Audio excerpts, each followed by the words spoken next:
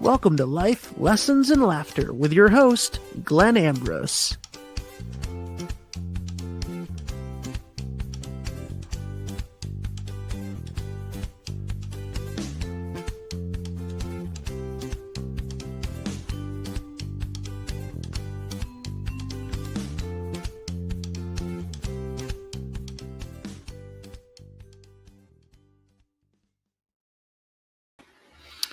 Hello, welcome to the show. Welcome to spring. Spring has sprung. I've got my Red Sox hat on. I've got a new background. I'm playing with the virtual backgrounds and the green screens. How you guys liking it? Let me know. This is actually the view from my backyard. If I stand in my backyard and look out, I'm going to get out of the way so you guys can see this. That's what I see. Not too shabby, huh? For those of you that are on video. For those of you that are on audio, there's some beautiful mountains that I look at. So here we are. We're going to see how this one goes. Kind of, it's it's a Sunday afternoon, and I'm kind of like really in this mellow mood. But one to get a podcast together because I'm heading down to the beach area tomorrow, so I didn't want to worry about getting back in time.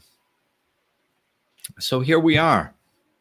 So what I'm talking about today is something that it's been coming up a lot, just like most of the podcasts that I have. So it's, in life, we have to go through all kinds of things, periods of time where our mood is down, like negative. We have to go through periods of grief. We have to go through, some people, the trials and tribulations of life are as many as there are people on earth, So you know what I mean? We all go through our stuff. So if you got to go through your stuff, like we're going through it, there is no escaping. We're going to go through our stuff in life. So if we're going to go through it, we might as well grow through it. Like, why just go through it? It's a lot of times I see evidence of this in lots of different ways, both negative and positive. And I'll, try to show both sides of the coin so the message is clear. But a lot of times, I'll see people that are, like my age, like in their 50s or 60s or 40s, whatever. And they're going through a difficult time and they're all off center. It's just, oh my God, like they're taking it so seriously. And a lot of it is social conditioning, in my opinion. It's also driven by fear. Like when we get older, we have bigger responsibilities. So sometimes when we're going through difficult things, it can be scary because we're like, how am I going to, handle my responsibilities? God knows I've been there, as an adult, as a parent, where you're like, how am I going to take care of my kid? I mean, it can get scary when you're going through difficult times. But my point here is, if we're going to go through these difficult times, we must make a point of growing through them. Like, why go through something and suffer all the negative aspects of it, all the difficulty, all the trials and tribulations and struggles, and not come out a better person? Not come out with better assets in our arsenal to handle life as it comes, down the pike later, And it seems like a lot of times, people bond in society. This is such a problem. People bond for so many reasons. We bond in society over misery, over unhappiness, over negativity, because it's safe. We don't have to worry about anybody thinking that we're better than them or something. So people don't really,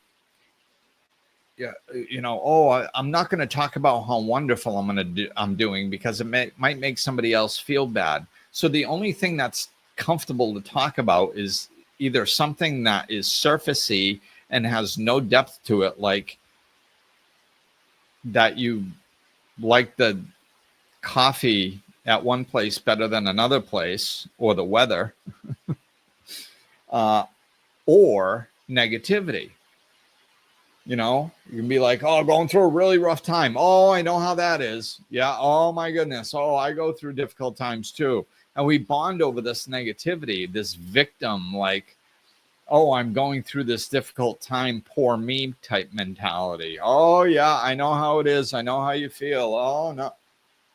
And what it does is, on an unconscious level, it just reinforces that you're doing something right, basically, that it's not your fault, that there's nothing you can do about it. I guess that's probably my bigger concern, or like the mentality that I'm trying to get across is that there's nothing you can do about it or something. And it's like we have to go, if we're going through this stuff, let's grow through it. Let's come out better on the other end. My son's in his early 20s, and I just saw him do this in a positive way, like, which is a beautiful moment as a parent, right? But like, he went through a situation and it knocked him around a little bit, and he eventually found his way out of it, and he got into a better place, and then he got knocked again, basically in the same way. And he was fine the second time through. I don't know if it was the second time through. It might have been, who knows, maybe the third or fourth time through, whatever. But my point is like, I saw him go through it, and then I saw him go through it a few months later, and the way he was dealing with it was dramatically different. And I pointed it out to him, and I was like, wow, like, you really grew through that last experience. You didn't just go through it, you grew through it. You gained confidence in yourself, because basically the same situation happened, but now you're confident in yourself and you know that you can handle it, and it's not knocking you around like the last time. And he was like, yeah, he's like, no, I realized that I got this, I can handle this. It's going to be fine. I'll work through it. And I'm like, yes, that's so beautiful. This is what we need to do. So when, if you're, going through life and you're in, it can happen in your 20s, like I just talked about. But if you're it doesn't matter how old you are, but your 20s, 30s, 40s, 50s, 60s, 70s, 80s, or 90s, if you've experienced similar things in life and they haven't made you stronger, then you're missing the boat. Because that's basically the point of it. We're all going to go through things, so we might as well grow through them and become stronger and more capable through the growth that we gain. Otherwise, I think that this is one of the ways that people turn bitter as they get older. Because life is going to knock you around. Like, it's going to happen. You're going to go through stuff. And if every time you go through stuff, you don't grow through it, you don't come out stronger and more capable on the other end, then the next time it hits, you get your legs taken out again, and then it sucks. And then you go through it again. And then guess what happens? Your legs get taken out again, and you go through it again. Yeah, if that's your life, I'd probably be turning into a bitter old person too, you know? But my point is it doesn't have to be your life. Like that's not, the difficulties aren't there just to suffer through and hold your breath until you get onto the other side and then go, oh, thank God that's over. And then just wait until it happens again, because it's going to.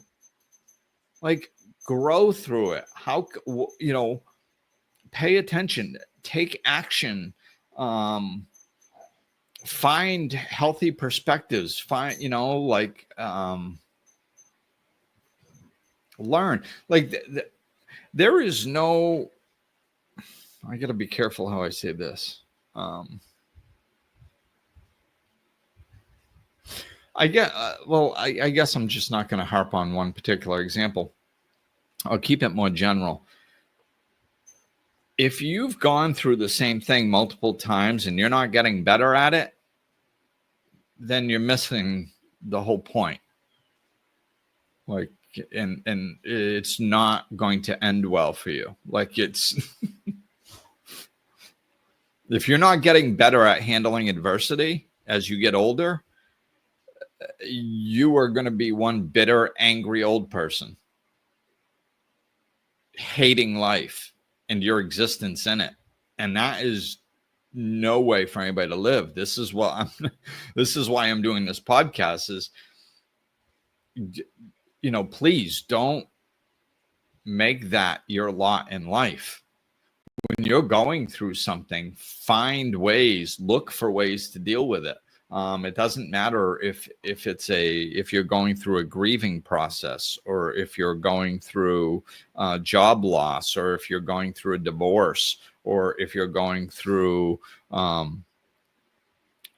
custody issues with your children, or if you're going through, you know, whatever. The list goes on and goes on and goes on.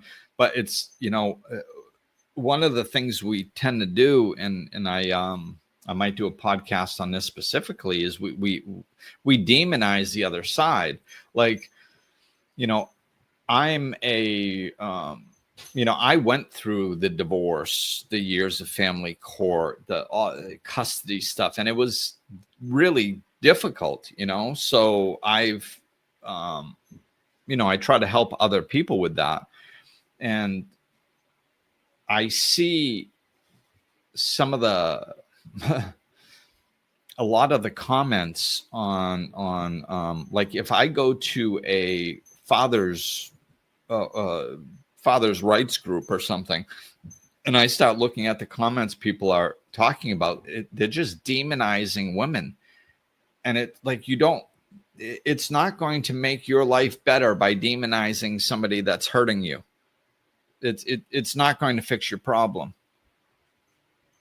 It's just going to make you more angry and more bitter. And that goes with everything. I'm just using that as an example. But like, if you're having a problem with your child's teachers, and you demonize all teachers, it's like, you know, or you have relationship problems, so you demonize all men or all women. Like, it's demonizing the other side isn't going to make, like, all it is it's an ego stroke. It makes you feel better momentarily, because you're like that. Your ego doesn't care if you say I'm good or they're bad. Your ego doesn't care. It gets a stroke either way. So saying they're bad implies that you're not them and you're good. So you get an ego stroke. But that's all it does, is it doesn't change anything. It doesn't actually help you deal with things in a better. It actually makes you deal with them worse. You know, I've helped people through family court and stuff, and it's never like, I never allow people to fall into the victim mentality. They did this to me. Like, okay, well, let's figure out a way to set up a boundary so they don't do that to you. But that's your job.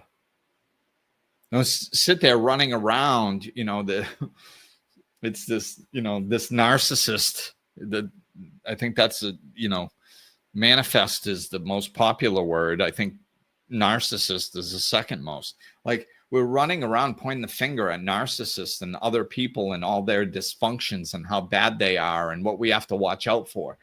It's a waste of time. All of it. It's a waste of time because you have no control over what other people do. So it doesn't matter. All you have to do is work on yourself. Learn how to set boundaries, learn how to love yourself, learn how to grow through your experiences to come out stronger and better. And then you don't have to worry about this. You know how much fear I have over being manipulated by a narcissist? Zero fear. And you want to know why? It's because one reason, I trust myself. That's why. Because I've grown through my past experiences. And I put the responsibility on me to grow through my past experiences. I didn't sit there and go, oh, let me look at how bad they are. Look what they did to me. Look, one time, I've said this before, one time I was explaining a scenario that I was trying to deal with just in factual words. I wasn't complaining about it. I was just trying to inform somebody so they understood the situation and why I was doing what I was doing or attempting to do what I was doing, because they were going to help me. And I explained some facts about my situation, and they were like, oh my goodness, you have the right to be upset. And I was like, huh? I have the right to be upset. And I started laughing. Like, I just hadn't heard somebody say that to me in a long time. And I just started laughing. And I was like, well, could I forgo that right? I don't want the right to be upset because all I get is upset. I'm not their victim.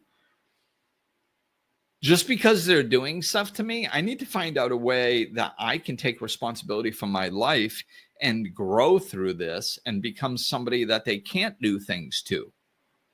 That's my focus. It's not them or whether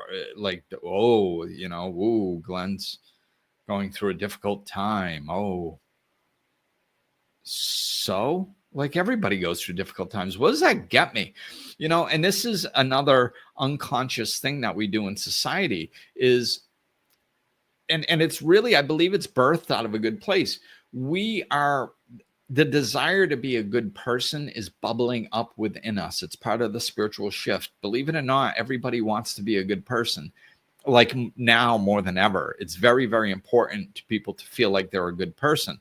The problem is they don't know what that looks like, because this is kind of a new bubbling up. We've always had the theory, but the push is much stronger now. And we're just running around doing things that we think nice people do. And most of the time they're self-deprecating and or just don't work and turn us into doormats so people can walk on us. And then we complain, then we play the martyr and we go, oh my God, poor me. I was just trying to do the right thing and these people walked on me. And all of society comes around us and goes, oh, you poor thing. You don't deserve that. You deserve better. And we think we're being nice. And that is the most disempowering thing you can do to somebody. Please, if you actually love your family and your friends, please take a few moments to think about this. Like really sit and think about it and internalize what I'm speaking about right now, because it's important. Commiserating and telling people it's not their fault is the worst thing that you can do. Not that everything that happens to us is necessarily our fault. It's disempowering though, because you're saying you're the victim and it shouldn't be happening to you. And there's nothing you can do about it. And there's nothing, I mean, even if you're not saying that, but that's the energy in it. That's what you're implying. Oh, you poor thing. Oh, it's not, it's not your fault. You poor thing? Like, how does that lift people up? Oh, yeah. All that. Thank you. That, like, people like it because it's energy you're throwing at them. You're literally giving them your energy. All this talk about like empaths and energy vampires and all this stuff. Most of the people with big hearts are running around. They're not getting their energy sucked out by energy vampires. They're walking around literally handing their energy over to people. Here, please take my energy. Oh, you poor thing. Here's my energy. I'm going to feel sorry for you and give you this sympathy energy here. And then they wonder why they're drained. That's why, because you're literally walking around handing your energy away over to people and disempowering them in the process. by implying that they're just a victim of circumstances, and that there's nothing they can do. You know, this is why this is why my friends learn real quick when, like, how to interact with me, which all friends learn now with all people all the time. Believe it or not, people are paying attention about, and they interact differently with different people. It just happens. So we all do this. So when somebody, like, most people don't complain around me a lot, because I'll let it go a little bit, because I know, not my clients, but I mean just general people, friends and general people, that I meet out in public. Like, I'll let them go because I know it's part of society. So I'll just kind of keep my mouth shut a lot of times in the beginning. But I can't let it go that long, like, just because I actually care about people. And I don't want them thinking that they are a victim of life and that there's nothing that they can do. How is that loving? Like, I know that they're not victims of life and there are things that they can do. So how is me commiserating with them and just basically setting them up for more misery in the future? How is that me being a good person? It's not me being a good person, and it's not me being a good friend. So I don't do it very much, and I don't do it very well. If I don't know somebody, I'll kind of try to, or if I do know somebody and they're going through a rough time and I think they just might need an ear, sometimes people just need to vent a little bit. And I think that's all people do. People just run around venting all the time and they go, well, I just had to vent. No, like, how many times have you talked about this? 32,000 to everybody that will listen? Then that's not venting. That's just complaining and not doing anything to fix your situation.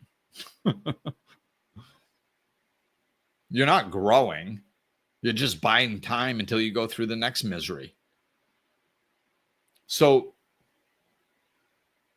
I'll let people vent a little bit sometimes, but, like, if people that are around me regularly, they know that, like, that they're just not going to be around me complaining all the time, because I'm not going to sit there listening to it, because it's useless. It doesn't serve any purpose. It doesn't help them. It doesn't make me feel better. I feel miserable because I'm sitting here listening to this whining and complaining that's just bringing me down, draining my energy. They're getting disempowered. It's a lose-lose situation, and I don't live my life like that. So after a little bit of vent or something, it's like, okay, well, I try to talk about me. I try to put it on me, not go, you should. I try to go, okay, well, when I'm going through a difficult time, what I try to do is find another way to look at it that actually empowers me. Or, when I was going through this, in this case, I looked at it like this and it was really helpful. I try to give them some sort of helpful advice that might be able to help them grow through it instead of go through it. Let's grow. Let it expand. This is, the universe is constantly expanding. The world is constantly moving. Everything is constantly growing and then dying off, and then new birth comes, and we're in spring. Everything's blossoming, and new life abounds. And here we are, and we're people, and we're just trying to stay exactly as we are. No, grow, expand, become a better version of yourself. Just not, and I mean, it's not this big, like, oh, I have to work on myself all the time. No, it's just like, if you're literally going through a difficult time, right? So I'll try to see if I can come up with like a specific, a specific / general Common. So like if I take the 10, 12 years that I was, or maybe 14, whatever, that I was going through family court, that was a difficult situation, right? Um, in all kinds of ways, in all kinds of areas, for all kinds of reasons. So it's specific yet general. That's what I meant by that.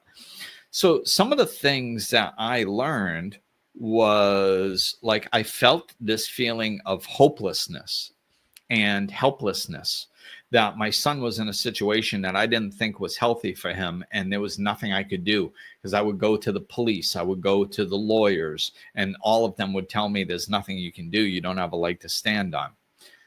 And I'm 5 minutes down the street and around the corner from where he is experiencing this suffering, and I'm picking him up and he's crying and telling me about these difficult situations, and I'm his father and I can't protect him, and there's nothing that I can do, and I felt helpless and I felt hopeless. So what do I do with that? Do I just sit there feeling helpless and hopeless, or do I try to find some way to grow through this? So what I did in that particular aspect is I sat in that, I was like, I got to figure out what to do with this, because this is going to eat me alive. Looking at it like this, feeling the way that I do, is going to kill me. So I need to find another way to look at this. So I'm looking at it and I'm going, okay, well, I keep, when I'm trying to find a perspective, I keep taking giant steps backwards away from the problem and looking at them from a broader perspective to gain perspective. It's the chaos theory. Nothing makes sense when you're too close to it, especially the difficulties. So I take a step way back and I'm like, okay, what did I go through? Well, I went through my own personal difficulties growing up and all that stuff. And then, oh, I went through my difficulties. Okay, well then what happened? Well, once I used all the trials and tribulations that I went through my life, including 20 years of alcoholism, to grow, as soon as I used them to grow from, instead of just going through it, well, then I became a much better version of myself. So I was like, okay, well, I'm on my journey and I'm a person and my son is a person. So he's on his journey. This is part of his journey. If he's in this situation and there's no way I can get him out of this situation, I will do everything I can to try. But if I can't, then I have faith in God. I have faith in something, some sort of divine intelligence that makes things happen. And I don't believe this intelligence. I believe this intelligence is based in love energy. I don't think it's trying to hurt us. So therefore, if he is in a situation and I can't get him out, then he must have something to learn in that situation. And if he learns it, if he grows through it, he's going to become a stronger version of himself because of what he went through. So that's what I had. And it wasn't easy, but that's how I made sense of it. And, and I had to constantly just feed that and talk myself down and make that my true belief system. And I really did believe it.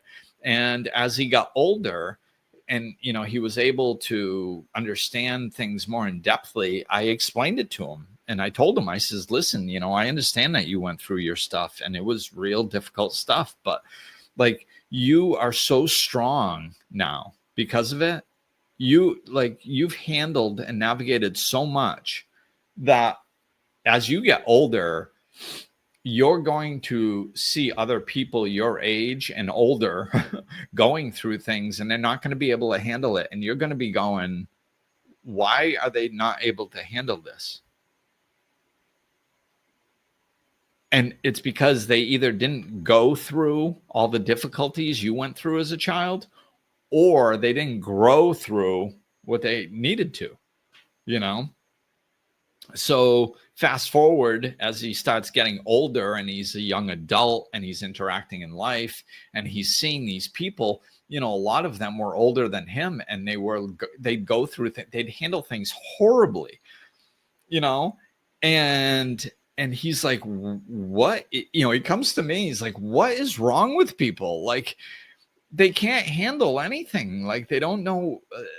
They're older than me. Shouldn't they know this stuff? They can't handle their own lives. They make horrible decisions. They don't learn from anything. That, like, what is going on? And I told him, I'm like, remember when you were younger and I told you that you were going to be able to handle life so much better and you're going to be so much stronger because of what you went through? He's like, yeah. I go, this is what I was talking about. You can handle it. You can handle a lot of things that other people just haven't learned how to handle because they didn't grow through their experiences, or they didn't have as much difficulty when they were a kid, And he was like, and I remember explaining to him, he went, oh, like, the light bulb went off. This is what you were talking about, and all the pieces came together for him, which is so cool to see. But, so I'm using him as an example, and, heck, he's in his early 20s. He's still got stuff to learn. He's still got stuff to go through and grow through. But at least he's in a pattern of growing through things and becoming stronger and better and more capable because of it. So this is what we need to do. This is it kind of, I kind of got a little irritated with COVID. My son, what was, like, COVID wasn't that big of a deal at my house, partially because, we, I have my own business, and it's just me and my son, and he was going to work every day, and we weren't living in fear. We weren't worried about it. So it was like, whatever. We just kind of went about our lives for the most part. So that's where I was trying to think whether he was in school or not. So he was working at that time. So he must have just graduated. So he wasn't in school, which of course made things, or at least this aspect of what I'm talking about, a little bit easier. But I saw all these people with kids that were in school, and they were like, oh, my poor kid. Oh no, my kid didn't get to experience their senior year or their senior prom. Oh, it's not fair for these kids. Or, that was probably some of the more extreme stuff experiencing their senior year or their senior prom, because hey, let's be honest, that sucks, right? It would have sucked if I went through it. But what are we teaching our children? Like, we're parents. We're supposed to be teaching at least our own children, guiding them to what? To a life where they are a victim of things that happen all the time? That like I saw it as a learning opportunity. I see everything as a learning opportunity. There's a way to grow through absolutely anything. This is the whole podcast is about this. If you're going through something difficult, grow through it. Don't just go through it. Don't suffer through it. Grow through it. So I'm always looking for how it can be beneficial to me or others. So during COVID, in my opinion, what we should have been doing as parents is going like, okay, hey, I know missing your senior prom or your senior year sucks. It does. There's no two ways around it. It just sucks. Unless you don't want to be in school, But I'm talking about the kids that were affected negatively by it. That sucks, right? But supposedly this was a global pandemic, like there's nothing you can do about it. So teaching them to be a victim of life and that just this is unfair and it's not their fault and poor them, then whenever they face adversity in life, that's what they're going to do. Why? Because that's what they were taught.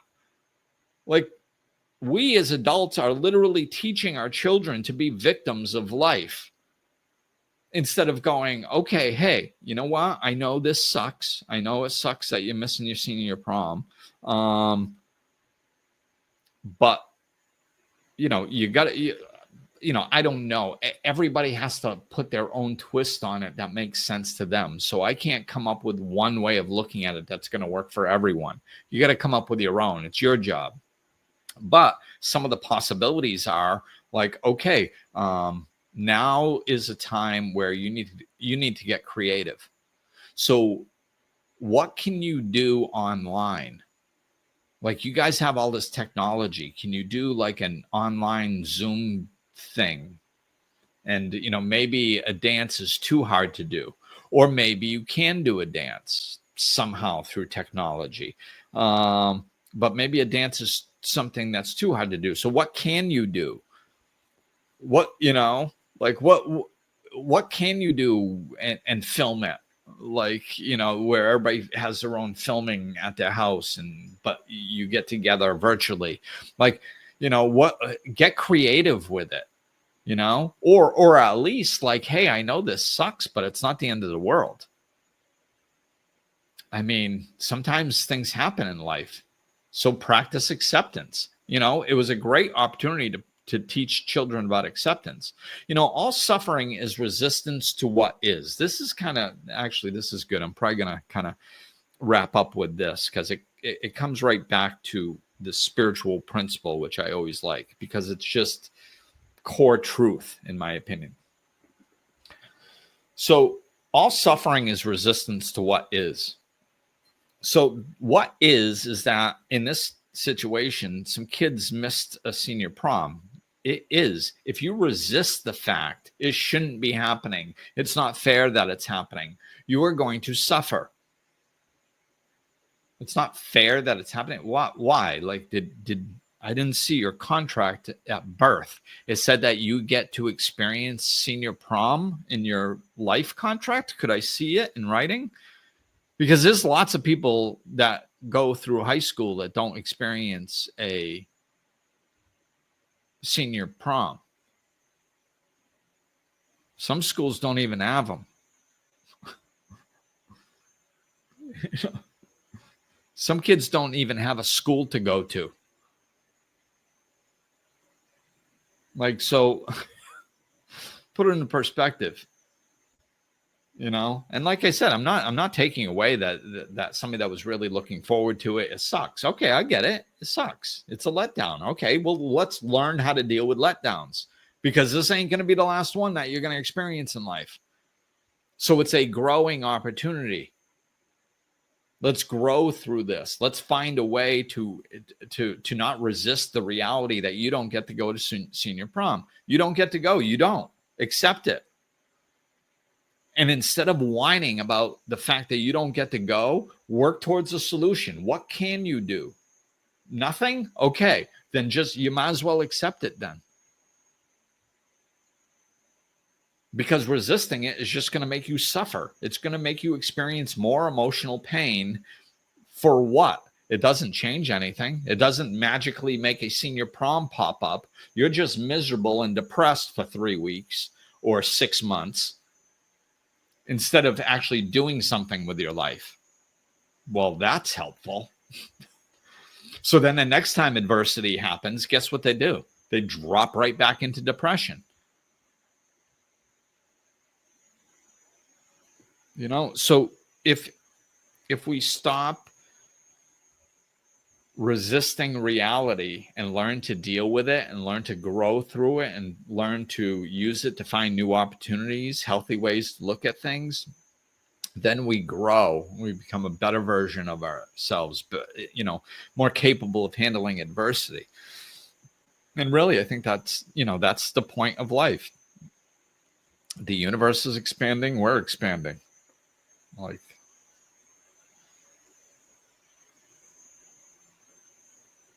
I get more and more peaceful and happier the older I get,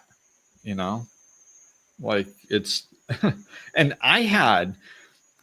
my teen years and early 20s, I had more fun than probably 3/4 of the people on the planet. I was a maniac. I had no surface fears. I ran around doing whatever the heck I wanted, whenever I wanted, however I wanted, like a complete lunatic, and had a blast doing it. And I actually believed my own BS enough where it actually protected me a lot of times. I used to do stuff that should have hurt me that didn't because I just believed I could get away with it. I was delusional, for Christ's sakes. But my point is that I had a blast in those years. And I went through my difficult times too. Don't get me wrong. Those years were the first years where I started finding out what depression was like and stuff like that. So I went through that stuff too. But my point is like, I had a blast in my younger years. I could write probably 8 books on that alone. And I do not want to go back there. Like, I'm much happier and much more peaceful now. And I'm excited for the future because I see myself getting more and more peaceful and happier and capable and accomplishing even more. Of course, like what else are we here? Biding time? Waiting until the next tragedy strikes so we can just suffer through that one? So since we are going to go through our ups and downs, our trials and tribulations, please take the time to learn to grow through them, not just go through them, and get some help if you need it. We're not supposed to do this alone. And quite honestly, if you look at the norm in society, what's socially acceptable, it's dysfunctional, man. Like the ways most people interact with life is disempowering and dysfunctional. That's why we have a 75% unhappiness rate on the planet. Most people, and this is another podcast I might do, we're desensitized to how unhappy we actually are. We just keep lowering our standards to meet our circumstances. Well, this is life. This is difficult. And we don't grow from it.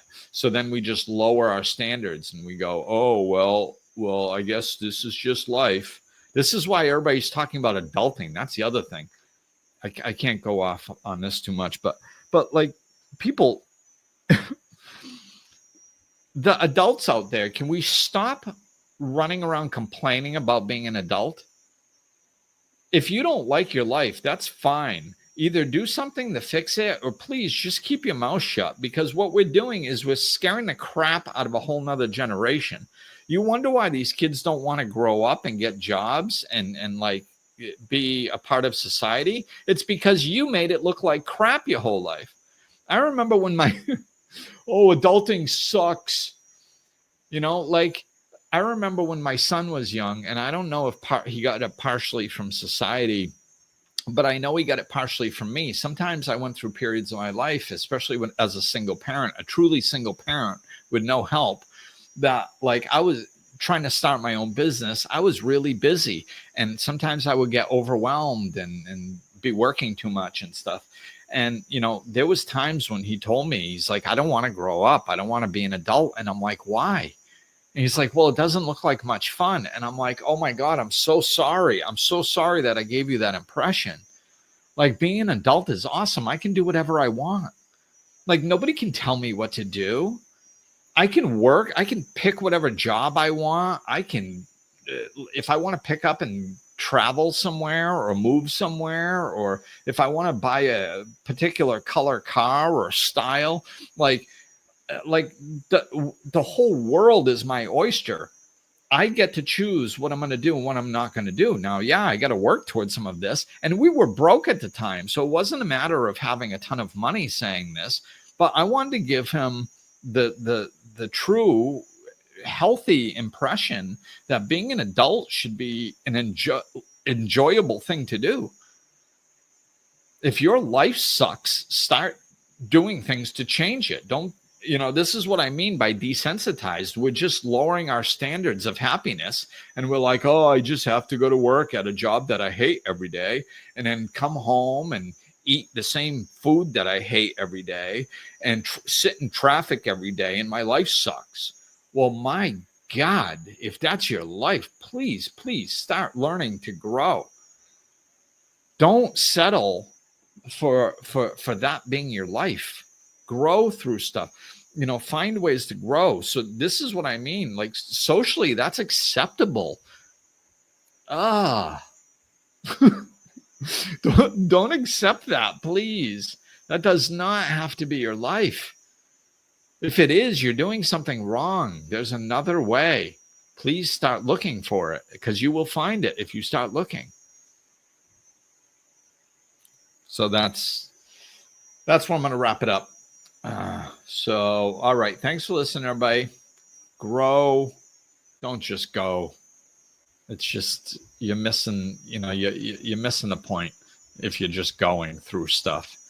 So grow through it, become more stronger and more capable, empower yourself to handle adversity better and to navigate it better next time by developing techniques and ways of looking at things and tools to navigate things that where you end up is happier.